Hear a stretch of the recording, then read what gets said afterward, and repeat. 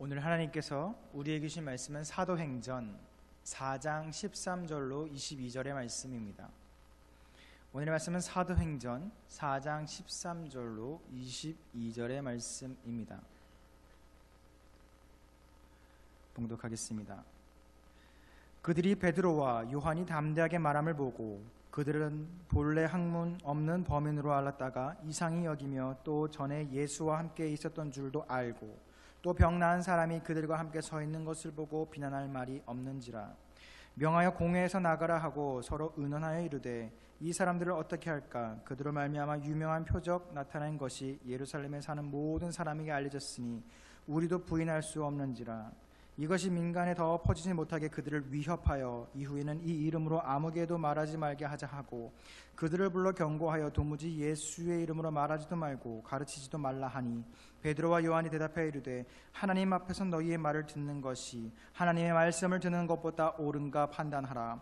우리는 보고 들은 것을 말하지 아니할 수 없다 하니 관리들이 백성들 때문에 그들을 어떻게 처벌할지 방법을 찾지 못하고 다시 위협하여 놓아주었으니 이는 모든 사람이 그된 일을 보고 하나님께 영광을 돌림이라. 이 표적으로 병 나은 사람은 40여 세나 되었더라.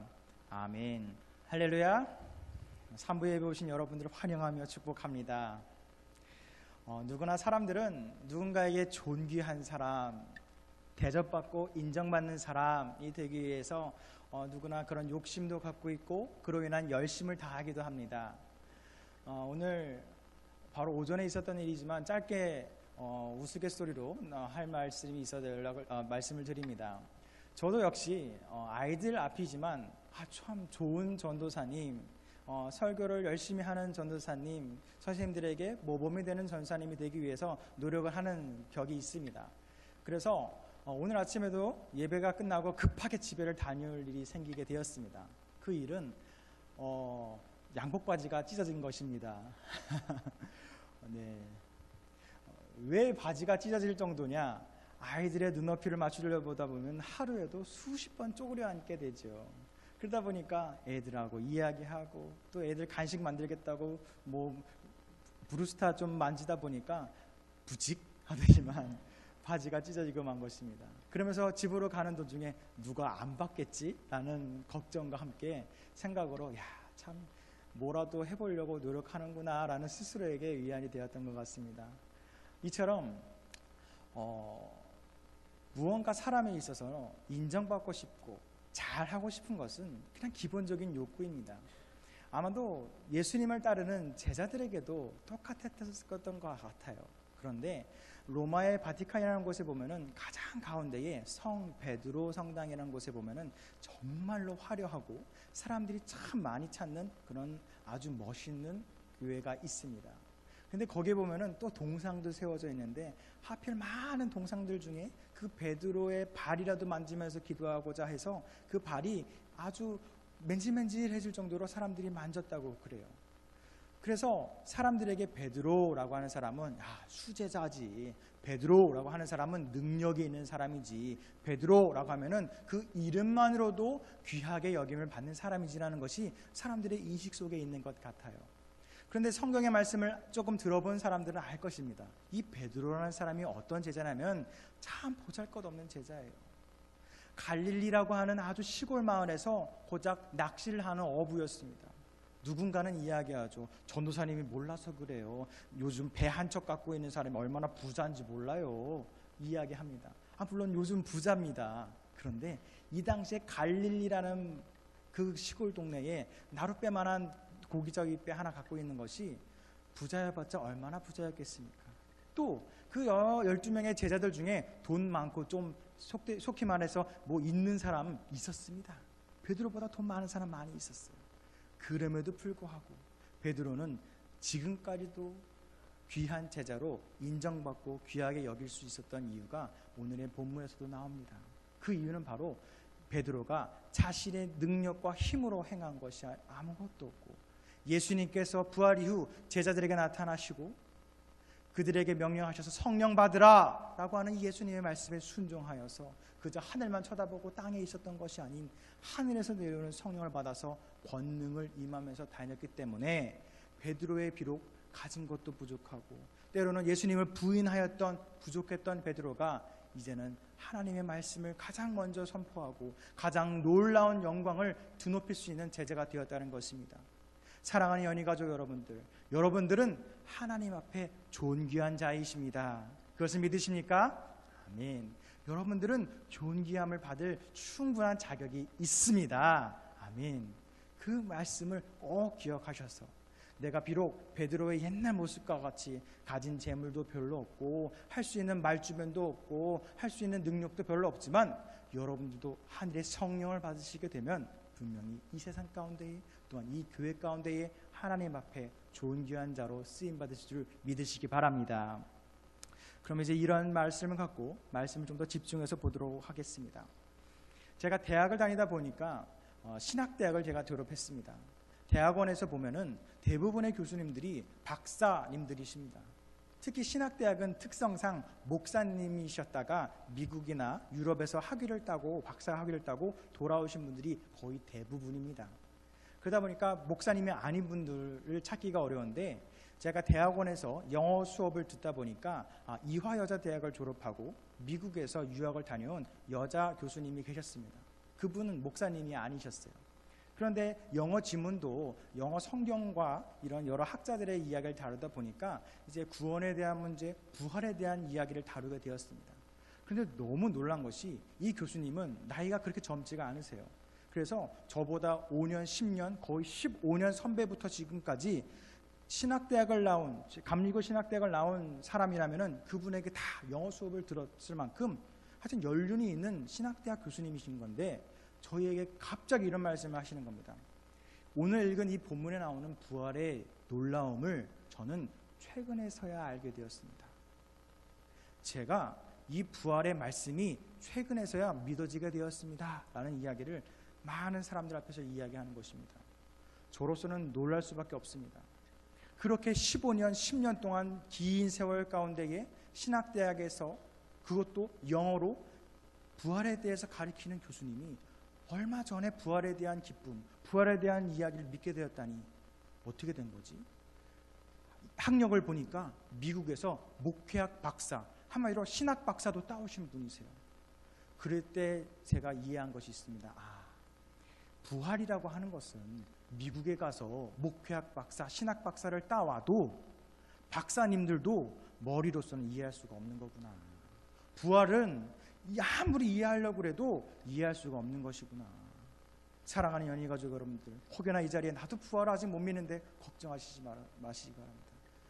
미국에서 유학 갔다 온 박사님도 최근에 아셨다고 합니다. 그저 이제 아시면 되기 때문에 너무 두려워하지 마시기 바랍니다. 그렇기 때문에 제가 이 말씀을 듣고 기억나는 것이 있는 것입니다. 만약 미국에서 박사, 유럽에서 박사 학위를 따지 않고 석사 학위를 따지 않았음에도 불구하고 하나님이 진짜 살아계시고 우리를 위해 부활하셨다는 이 믿음을, 이 말씀을 우리가 믿는 그 사람들은 얼마나 더 귀한 것일까에 대해서 집중하게 보게 된 것입니다. 한마디로 우리들이 만약 예수님의 그 부활을 믿게 된다면은 세상 가운데 있는 석박사 학위를 갖고 계신 사람들보다 더 존귀하고 귀하다고 하나님께서는 인정해 주신다는 것입니다. 마치 베드로가 일자무식 아무것도 모르는 베드로였지만 하나님의 성령을 받아서 부활하신 예수님을 직접 보고 그것을 믿으며 전파하고 사람들에게 말하자 존귀한 자가 되었던 것처럼 우리들도 하늘에 계신 하나님을 믿으면서 성령을 받아 부활을 믿게 되면은 세상 가운데에 존귀한 자가 될 수 있다라는 희망을 제가 발견하게 된 것입니다. 그렇기 때문에 우리는 오늘 말씀 속에서 베드로의 변화를 집중해서 보길 바랍니다. 베드로가 성령을 받아서 가장 먼저 변했던 상황이 이것입니다. 성전 미문에 앉아있던 앉은 자를 일으켜 세우는 기적을 일으켜 세웠습니다.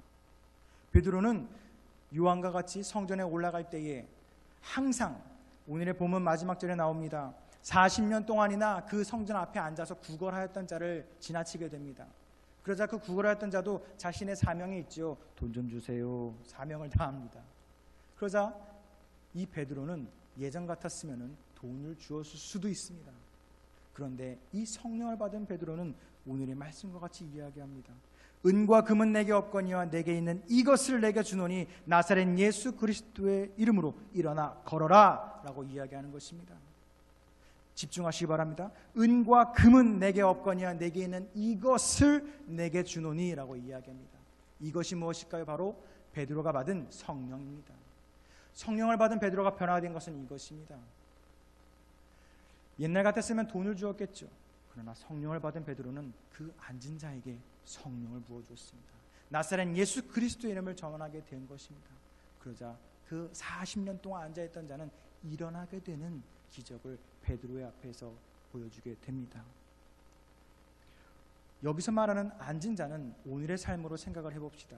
정말로 몸이 불편하신 분일 수도 있습니다.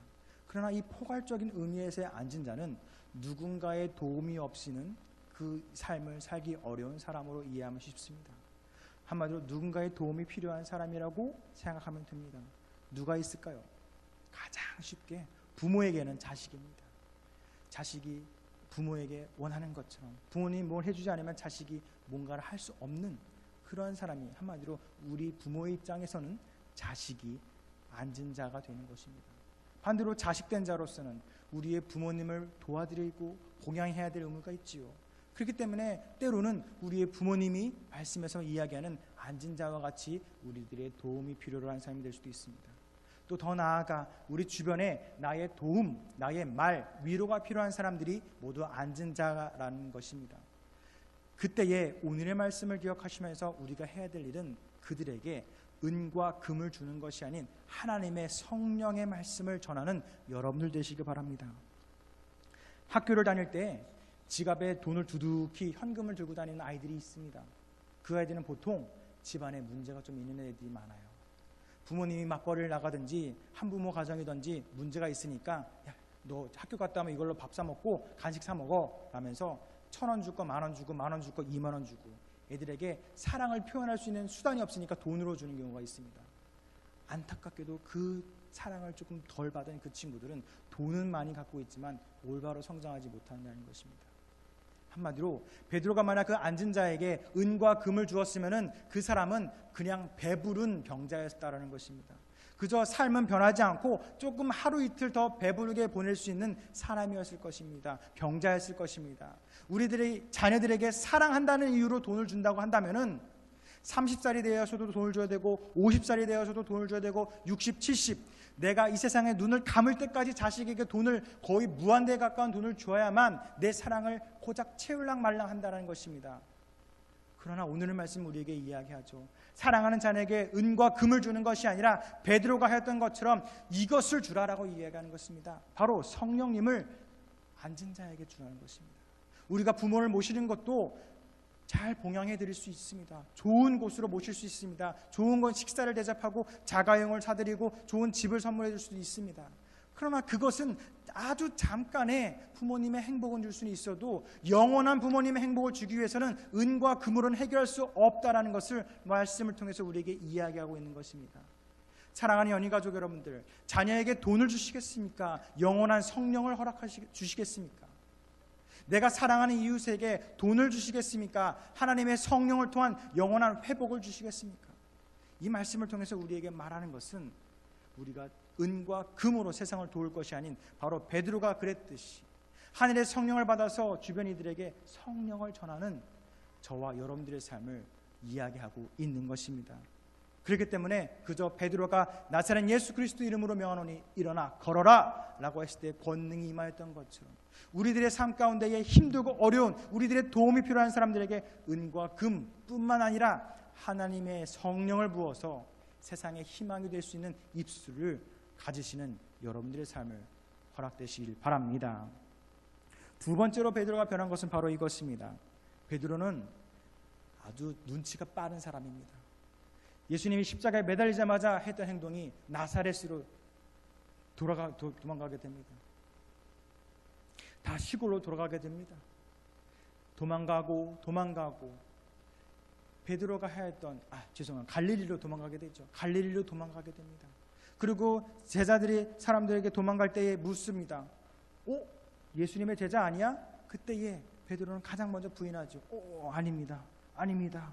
도망가고 부인하였던 자가 바로 베드로인데 이제는 베드로가 변화되게 됩니다. 성령 받은 베드로의 두 번째 변화가 바로 이 담대히 고난을 받는 자가 되었다는 것입니다. 제가 군대에서 헌병대로 이등병으로 처음 가게 됩니다. 헌병대와 일반인들의 큰 차이를 군화를 보면 알 수가 있습니다. 뭔가 헌병대에 있는 군화들은 뭔가 손질을 하지 않아도 반짝반짝 거립니다. 그 이유를 저는 몸으로 체험하게 됩니다. 이 군화가 축구를 해도 되고 농구를 해도 되고 반짝반짝 거리게 유지하기 위해서는 가장 먼저 해야 될 게 이등병 내내 때리는 겁니다. 발로 밟고 때리고 발로 밟고 때리고. 그래서 그 가죽이 흐물흐물해질 때쯤 맨손으로 부드럽게 구두약을 먹이는 것입니다. 그리고 한번 먹이서는 또 밟습니다. 또 때립니다. 구두약을 먹입니다. 또 밟습니다. 때립니다. 구두약을 먹입니다. 손에 구두약이 더 이상 지워지지 않을 때쯤 가죽이 구두약에 절여져서 준비가 됩니다. 그때 마른 헝겊으로 한 번만 싹싹 닦아주면 반짝반짝 빛나게 됩니다. 그것이 잘 길들여진 군화 같은 경우는 축구를 해도 괜찮은 걸 눈으로 보고 이야 신기하다. 단련받는다는 것이 이것이구나 라는 것을 깨닫게 됩니다. 마찬가지입니다. 베드로도 단련받았습니다. 또한 우리들에게도 고난이 올 것입니다. 베드로가 처음에 예수님의 이름으로 그 앉은 자를 일으켜 세우자 그 다음날 어디 갔냐면은 감옥에 앉아있게 됩니다. 바로 감옥에 앉아있게 되는 것입니다. 사람들이 예수님의 이름으로 병을 고쳤다고 죄명을 묻기도 전에 감옥에 앉혀놓습니다. 그때 옛날 같았으면 베드로는 아이씨 어떻게 도망가지? 어떡하지? 염려하고 두려워했을 것입니다. 그러나 성령 받은 베드로는 두려워하지 않고 담대하게 말하였습니다. 우리들의 삶도 이와 같습니다. 고난과 고통의 과정이 물론 힘들어서 어려운 일이라는 것은 맞습니다. 그러나 그 고난과 고통의 이유가 우리들의 나은 삶 혹은 하나님의 영광을 돌릴 수 있는 일이라면 조금 더 담대히 우리들의 고난을 이겨낼 수 있게 됩니다. 예수 그리스도의 부활을 이해한다는 것은 성령님을 이해한다는 것이며 동시에 삼위일체인 하나님을 이해한다는 것입니다. 각각 세 분의 각자의 위격을 가지신 성부, 성자, 성령 하나님이 하나님, 예수님, 성령님이 한 분이심을 믿고 고백하는 자가 된다는 것입니다. 예수님께서 십자가의 고통을 이겨내신 인간을 구원함으로써 하나님을 영화롭게 하는 일이 되었고 또한 그와 동시에 스스로 세상 가운데 빛으로 나올 수 있다는 것을 우리는 믿게 된다는 것입니다. 오늘 사도행전 4장 18절에 19절에서 베드로는 이렇게 이야기합니다. 그들을 불러 경고하며 도무지 예수의 이름으로 말하지도 말고 가르치지도 말라 하니 베드로와 요한이 대답하여 이르되 하나님 앞에서 너희의 말을 듣는 것이 하나님의 말씀을 듣는 것보다 옳은가 판단하라 라고 이야기하는 것입니다. 한마디로 세상에는 권력자들이 믿는 사람을 감옥에 가둬놓고서는 하나님 이름을 선포하지 마, 신앙생활 하지 마, 믿음 지키지 마 라고 위협할 때가 있다는 것입니다. 그때에 성령 받은 베드로가 어떻게 했습니까? 내가 세상의 말을 듣는 것이 옳은지 하늘에 계신 주인인 하나님의 말씀을 듣는 것인지 너가 판단해봐라. 한마디로 나는 하나님의 뜻을 따르지 세상의 너희들의 위협과 겁박을 따르지 않을 것이다 라는 고백을 하고 있는 것입니다. 사랑하는 연인가족 여러분들, 성령 받은 베드로가 고난을 담대하게 받을 수 있는 이유는 다른 것이 없습니다. 성령으로 연단받았기 때문에 베드로는 담대해질 수 있었던 것입니다. 우리들의 삶 가운데서도 여러 가지 고난이 있을 수가 있습니다. 내가 왜 이런 힘듦이 있어야 될까? 세상에 다른 사람들은 너무 평안해 보이고 좋아 보이는데 나는 왜 갖지 못하였을까? 나의 부족함과 연약함 그리고 하고 싶은 일에 대한 그 문제를 갖고 우리는 끊임없이 고통과 고난 속에서 싸울 수가 있습니다. 그러나 그때에 성령으로 연단받으시기 바랍니다. 하늘에 있는 성령을 우리가 받게 되면은 마치 구두화를 밟고 문지르고 때려야지 반짝반짝하게 영광을 올릴 수 있던 것처럼 우리들의 몸이 깨어지고 세상 가운데의 고통과 고난 속에서 단련을 받아야지만 하나님 앞에 온전히 영광을 올릴 수 있는 성령 앞에서 온전할 수 있는 사람이 되어지는 것입니다. 그렇기 때문에 꼭 말씀을 기억하시기 바랍니다. 성령이 우리에게 임하여지만 그저 그냥 고통과 고난이 그저 진짜 고통과 고난으로 끝나는 것이 아니라 성령 안에서 있는 고통과 고난은 하나님께 영광을 올릴 수 있는 우리의 삶이 된다는 것입니다. 그것을 기억할 때에 아니 예수 그리스도도 자신의 몸을 십자가에 매달아가면서 하나님의 영광을 이렇게 높였는데 고작 이 세상 가운데 있는 고통과 고난이, 고작 이 짧은 언젠간 끝날 이 고통과 고난 때문에 내가 믿음을 버려? 그것은 아니라는 것입니다. 우리가 언젠간 끝날 것을 알기 때문에, 하나님께서 그 일을 겪고 이겨낼 수 있는 힘을 주실 것을 알고 있는 믿음의 자녀이기 때문에 기쁨으로 성령의 고난을 받고 연단받는 저와 여러분들 되시기 바랍니다. 세 번째로 베드로가 변화되는 것은 이것입니다. 주변에 있는 사람들을 영화롭게 만드는 자로 변화됩니다. 사도행전 4장 21절 말씀입니다. 관리들이 백성들 때문에 그들을 어떻게 처벌할지 방법을 찾지 못하고 다시 위협하여 놓아주었으니 이는 모든 사람이 그 된 일을 보고 하나님께 영광 돌림이라. 아멘. 베드로가 세상 권력을 향해서 예수 그리스도의 이름을 전하자 세상 관리들, 세상의 권세를 가진 사람들은 백성들 때문에 이러지 저러지도 못하는 상황에서 겨우 위협, 겁박만 주게 됩니다. 그리고 놓아주게 됩니다. 그리고 세상 권력이 예수님의 이름으로 무릎 꿇는 것을 보자 이제는 베드로와 제자들뿐만 아닌 그것을 본 세상 사람들이 하나님께 영광을 올리게 된다는 것입니다. 우리가 세상을 향해 예수 그리스도의 이름을 선포해야 될 이유가 바로 여기에 있습니다. 분명 우리들의 믿음의 고백에는 베드로의 경험과 같이 세상의 방해와 고난, 때로는 고통이 있을 것입니다. 그리고 그것을 막기 위한 세상의 사탄과 협박도 분명히 있을 것입니다. 그러나 우리들의 믿음의 고백에 세상 사람들은 집중하여 보고 있습니다. 베드로의 진리의 말 앞에서 세상 사람들은 귀를 기울여서 마치 사막의 귀한 샘물을 지키듯이 변하지 않는 하나님의 말씀을 귀하게 지키고자 하는 세상 사람들의 마음이 있다라는 것입니다. 그리하여 그 베드로의 고백이 하나님께 영광을 돌릴 수 있는 세상 사람들을 만들게 됩니다. 요즘 우리는 여러 매스컴을 통해서도 알고 있습니다. 한 사람의 힘이 세상을 바꿀 수 있는 용기가 됨을 우리는 우리의 나라의 상황을 통해서도 보게 됩니다. 처음에는 나도 그랬어요 라고 하는 미투 운동이라고 시작을 해서 이제는 그것을 넘어서서 당신과 함께 할게요 라는 위드유 운동으로 갑니다. 내가 비록 성폭력이라든지 세상의 고통을 받진 못했지만 내 주변에 있는 힘들어하는 사람들 위해서 말하는 사람, 그들을 도울 수 있는 사람이 된다는 것입니다.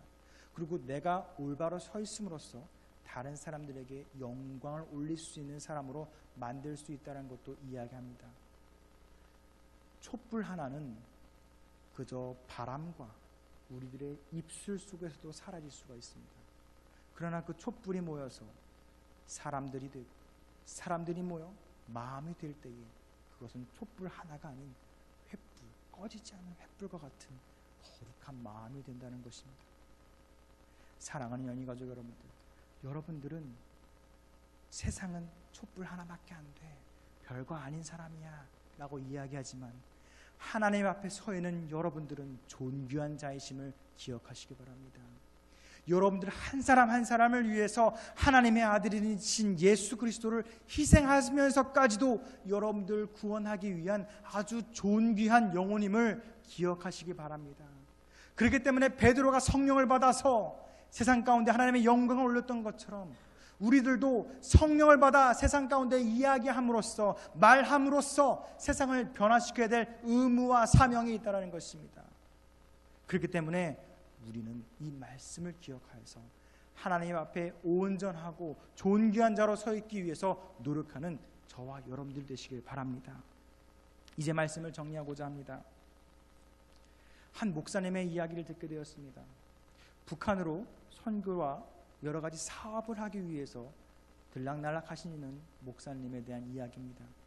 그 목사님이 여러 번 북한을 오르락 내리락 하다 보니까 원래는 바싹 붙어 있어야 하는 북한 감시원이 좀 계세요 목사님, 반나절 어디 갔다 오겠습니다. 잠시 자리를 뜨었답니다. 그러자 멀리서 한 남자가 뚜벅뚜벅 그 목사님에게 걸어옵니다. 그리고서는 눈을 한번 쳐다보고 시선을 바닥으로 떨어뜨리더니 발로 십자가를 다 긋는 것입니다. 그리고 입을 벌리지 않은 최소한의 목소리로 형제여, 제가 여기 있습니다 라고 이야기했다는 것입니다. 사랑하는 가족 여러분들, 북한에서 믿음을 갖고 있는 사람이 있을 수도 있습니다. 그 사람이 굳이 남한에 있는 목사님을 찾아와서 바닥에 십자가를 긋고 형제여 라고 말할 이유는 전혀 없습니다.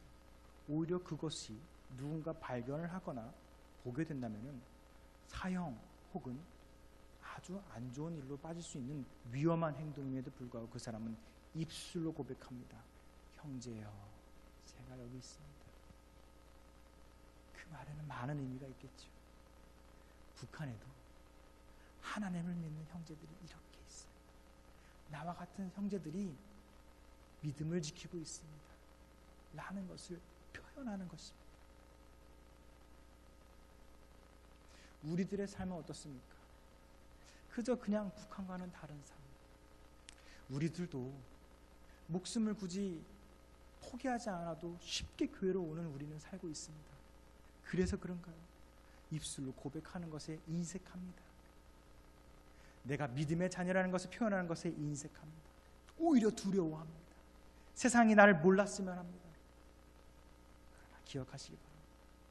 북한에 그 믿음의 고백을 하였던 한 사람의 입술이 얼마나 무거운 입술이며 귀한 자로 하나님 앞에 서 있는지를 우린 집중해 봐야 된다는 것입니다. 그렇기 때문에 형제여 하고 그 위험을 밝히며 말한 그 사람이 귀하게 됨과 같이 하나님과 우리가 함께 하심을, 우리가 하나님의 자녀임을 고백하는 저와 여러분들의 한 주의 삶을 결단하시기 바랍니다. 베드로는 20절과 같이 고백합니다. 우리는 보고 들은 것을 말하지 아니할 수 없습니다. 오늘 말씀을 기억하시면서 확신하시기 바랍니다. 부활하신 예수님이 나와 함께 하시기 때문에 나는 반드시 승리할 것입니다. 부활하신 예수님이 나를 살려주셨기 때문에 나는 이 세상 가운데 있는 권력에 무릎을 꿇지 않겠습니다. 부활하신 예수님이 나와 함께 하시기 때문에 나는 이 세상 가운데 말할 수가 있습니다. 부활하신 예수님이 나와 함께 하시기 때문에 나도 나의 몸을 통하여서, 나의 행동을 통하여서 하나님의 영광을 올릴 수가 있습니다. 내가 세상의 핍박과 어려움 속에 있지만 살아계신 하나님을 고백할 때에 우리들은 비로소 그리스도의 능력이 나타나게 될 것이며 좋은 귀한 자로서 이 세상과 하나님 앞에 세움받아 주실 것을 기억하시기 바랍니다. 그렇기 때문에 비록 나의 삶은 고단하고 괴롭지만 우리들의 믿음의 고백으로 나의 삶을 변화시켜서 존귀하다, 존귀한 자녀다라고 부름받는 저와 여러분들의 한 주의 삶이 되길 바랍니다. 그렇기 때문에 내 옆에 있는 앉은 자를 온전케 하여 은과 금, 재물로서가 아닌 온전하게 하시는 성령님을 통하여서 구원하시는 자가 되시기 바라고, 주님을 위해 고난을 또한 나의 손해를 담대하게 기쁜 마음으로 감당하는 저와 여러분 되시기 바라면서 마지막으로 내 안에 계신 주님이 계심을 이 세상 가운데에 널리 알려 세상 사람들과 우리가 함께 하나님의 영광을 올릴 수 있는 이번 한 주에 축복된 삶이 저와 여러분들의 한 주의 삶 가운데 함께 하시길 축복드립니다. 기도하겠습니다. 사랑이 많으신 하나님, 감사합니다. 때로 세상에서는 우리를 너무 비천하다, 미약하다, 부족한 자로서 이야기하고 평가합니다. 그러나 주님께서는 우리를 너무나도 사랑하시기 때문에 하나뿐이신 독생자 예수 그리스도를 십자가에 매달아가면서까지 우리를 구원하여 주셨습니다. 그래서 우리는 이 자리에 존귀한 자로서 서 있을 수가 있는 것입니다. 하나님, 우리의 믿음의 사람들, 특히 청년들이 세상 가운데 나아갈 때에 존귀한 자로서 하나님에게 쓰임받는 사람으로 사용하여 주시옵소서. 그래서 베드로가 예전에는 도망가고 거짓말하고 무언가 도망가기 급급하다는 사람이었어 이제는 하나님의 성령에 힘입어 세상 가운데 영광을 올리고 존귀한 자로 쓰임받는 자가 되었던 것처럼 우리들도 하나님의 성령을 받아서 세상을 살아갈 때에 세상 사람들과 하나님에게 존귀한 자로 쓰임받는 저와 여러분들의 삶을 허락하여 주시옵소서. 이번 한 주의 삶을 살아갑니다. 그때에도 나와 함께하는 모든 이들이 우리들의 믿음을 보고 회복하며 우리들의 모습을 통해서 하나님께로 돌아오는 그런 한 주의 삶을 되길 바라며 하나님께 존귀한 삶을 주님 지켜주시고 허락하여 주시옵소서. 항상 성령님으로 저희와 함께 하시는 살아계신 예수 그리스도의 이름으로 기도드렸습니다. 아멘.